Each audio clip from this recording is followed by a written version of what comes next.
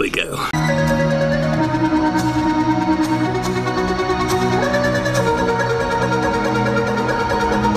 Hello there, ladies and gentlemen of the internet realm. Welcome to this video. This is the video which I was going to film as a vlog, but because I went to Reading, or not Reading, but I went to Leeds. I keep saying Reading and Leeds Festival, but I mean I went to Leeds Festival for the Sunday, and I was going to do it as a vlog, but I'm kind of going to do it as a sort of joint talking and vlog footage episode, which I hope you guys enjoy. But yeah, let's do this. Starting off, we went and got there, and we were in this whole queue to get into the place. And Reading and Leeds Festival. No, Leeds Festival, if you have never been before, is in a field outside Leeds. The first act of the day that we went to see was The Pretty Reckless.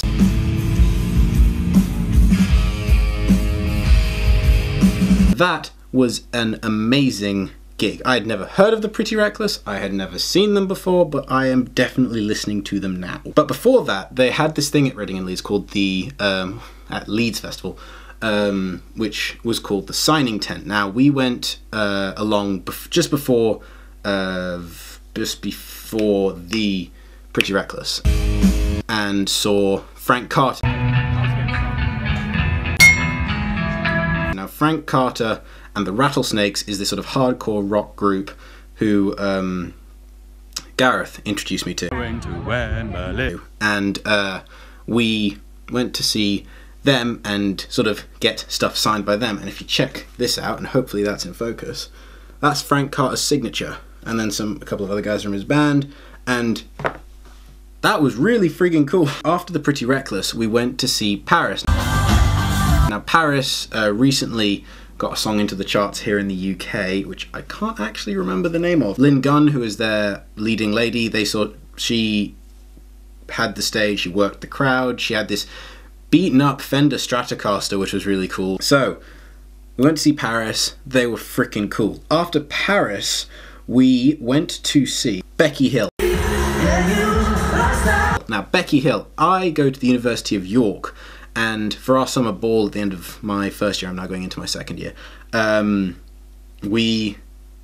she did a private gig for the summer ball, which was incredible. Like, it was just a really small venue, and there was loads of like drum and bass beats going on, and it was really just fun to go and dance and have a good time. Then, after Becky Hill, we was also at the back of the Marmoset. Gareth knew them. And they were pretty good. I liked them. We sat at the back. Didn't really see them that much because we were really tired by that point. We'd been to like see 3 gigs in one day so far. But they were really good. After the Marmosets, we went to see, who did we go to see? I can't remember who we went to see. Who did we go to see? Oh yes, of course, we went to see the like gods who are Frank Carter and the Rattlesnakes. That was one freaking awesome gig to go to. Frank Carter just knows how to work the crowd. It was so cool. He actually had like this, at one point, well, everyone was there because his sort of thing is going into the crowd and crowd surfing. He was standing on the crowd at one point while they were jumping up and down.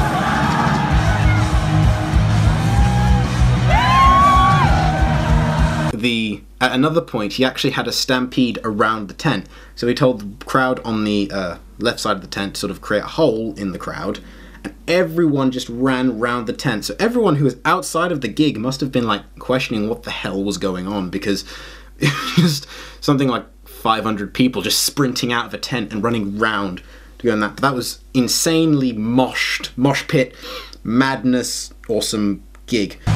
Also, shout out to the fact that he had a song which he was doing, and he was like, ladies, this is a safe space for you to crowd surf, and made it really clear that if anyone touched the girls who were crowd surfing inappropriately, they would get kicked out of the gig, which was like props to him, mate. So after Frank Carter and the Rattlesnakes, we went to see a food stall because we wanted some churros. After we went to see Frank Carter and got churros, we went to see Group Love. Group Love was just insane. I have, so something you guys don't know about me is that I have been listening to Group Love since about 5 years ago. I've been a fan of theirs for 5 years, and I had never seen them perform live. I had I listened to their first album, and it was the just soundtrack to my GCSEs, and then I listened to some of their newer stuff, and it was just, I just loved everything that they did. So getting to see them live, even though it was like only a 30-minute set, which they did, was just a real experience. I got to see them live. They played all of the hits and they just would it was just amazing. They had such a good vibe. It was just awesome to go and see them live. After Group Love, we went to see Major Lazer. Now, Major Lazer was the sort of preemptive act to Eminem. Not that they were like the warm-up or anything, because they are like in their own right, they are this massive dance music group. But they were the sort of main stage act prior to Eminem coming on, so people were starting to move towards the main stage so that they could go and get a good place for Eminem. So that was just an incredible experience, was standing in this crowd of maybe 10,000 people who were all having a dance, all having a rave, just going and having fun. And Major Lazer had their whole image about equality and love, and it was just really, really good vibes. And now, moving on from Major Lazer was Eminem. Eminem, as you can imagine, had possibly the biggest crowd I have ever seen at a concert. It must have been about 20,000 people at least. The festival ground went back about 4/10, and it was about the festival ground. It had filled like nearly half the festival ground just to see Eminem, and even behind the stage where they had screens set up so that you could see, even there was densely packed as if it was at the front. Like, it was insane, the number of people. And Eminem is one of those artists who everyone knows everyone knows at least one of his tracks, and it was just awesome to hear and feel everyone singing along to the tracks or track that they knew and everything else. Now, I should say, even though the bit that I saw was amazing, I did leave about 40 minutes of the way through because I went to catch Flume's set in the Radio 1 tent.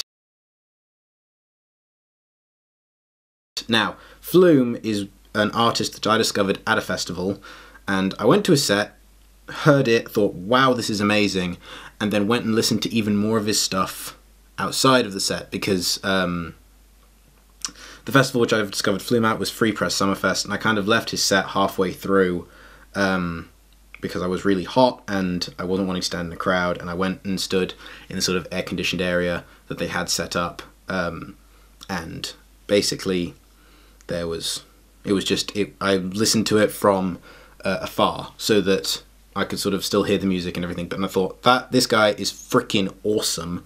Went and listened to loads of his stuff after I had seen his set, and just fell in love with his style of dance music, and getting to see him live second time was really special because I was able to go knowing his tracks and knowing